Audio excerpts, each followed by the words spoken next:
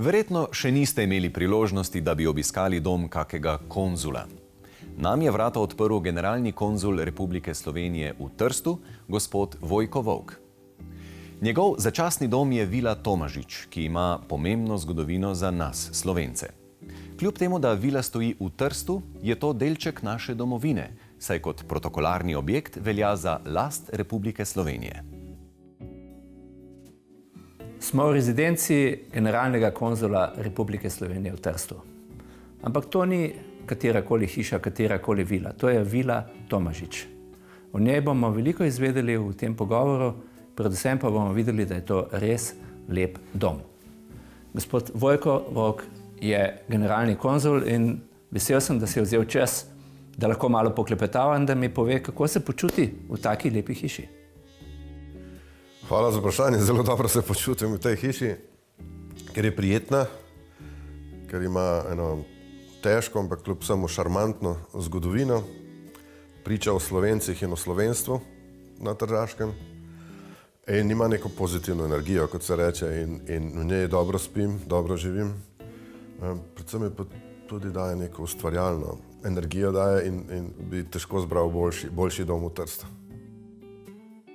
Vila Tomažič se tako imenuje, ker jo je dal zgraditi za svojo družino Josip Tomažič, oče znanega zavednega Slovenca Pinka Tomažiča, katerega ime danes ohranjajo pevski zbor in dve osnovni šoli na Tržaškem.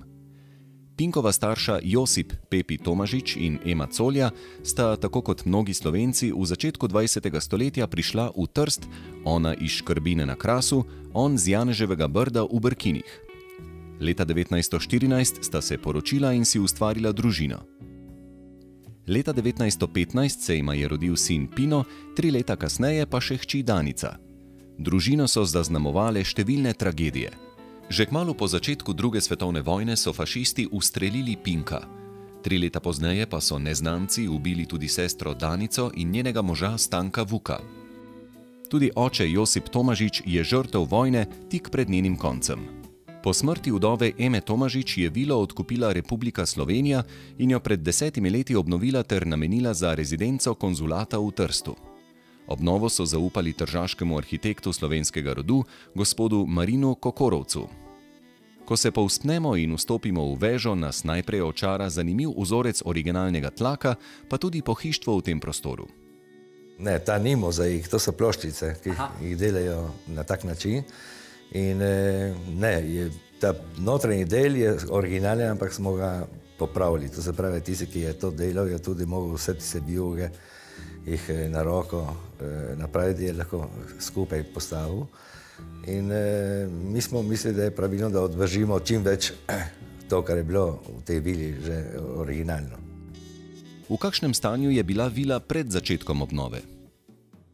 Ne, jaz sem prišel vse, je bilo vse eno razdejanje.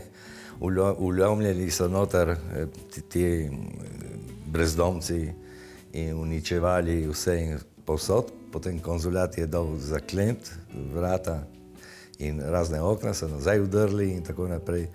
Je bilo zelo grdo. Glavno je bilo treba ta prehod v hišo, noter, nekaj garažo, predelati tako, da so vse za 3 avtomobile, ker ulica je precej natrpana se z avti in ni prostora za parkirati in to je bila ta prva glavna stvar.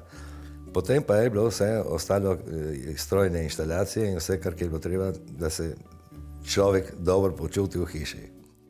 Obnova je z načrtovanjem vred trajala 2 leti in se je končala leta 2008. V pritličju je sprejemnica, v kateri generalni konzul preživi del prostega časa. Miza v jedilnici je tako dolga, da lahko za njo sedi kar ducat ljudi. Poleg je manjša kuhinja. Elegantno kamnito stopnišče nas pripelje v prvo nadstropje, kjer je več apartmajev. In pa spalnica, kjer moram reči, da zelo dobro spim in to je pač tudi dober znak, da se dobro počutim najbolj. In potem je pa en košček moje skrivnosti, je pa majhna terasa gor. Sončni zahodi so prelepi in tam človek lahko potem se tudi sam sabo ukvarja in razmišlja o rečeh, ki niso povezane samo s službo. A Vila Tomažič ponuja še drugo možnost uživanja na prostem. Senčno teraso, na kateri lahko gostje uživajo v senci pod cvetočo glicinijo. Med obnovo vile so obstoječe rastlinje ohranili, kolikor je bilo mogoče.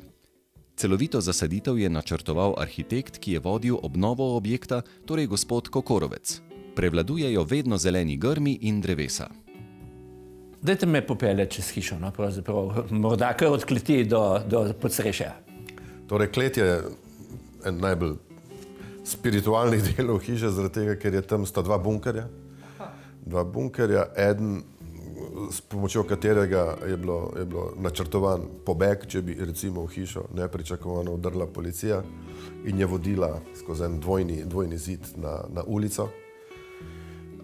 In en manjši bunker, kjer bi se sin Pinko Tomažič, narodni heroj, sin lastnika Jožeta Tomažiča, lahko skril. Klet je zaradi tega seveda nekaj absolutno posebnega.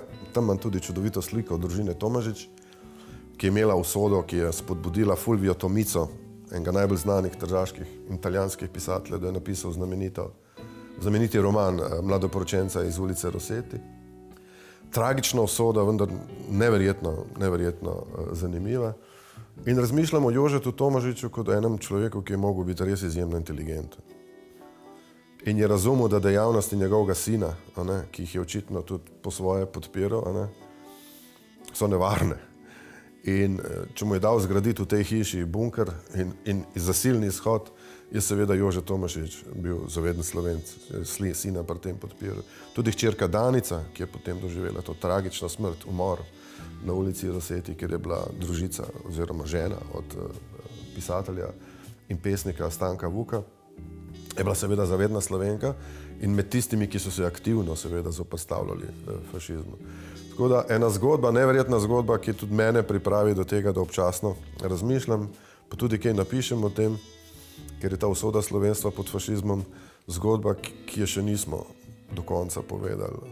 Ne sami sebi, pa tudi drugim ne še. Vila Tomažič torej v sebi skriva marsikaj, česar ne bomo nikoli dokončno razkrili, tako bogata je njena zgodba.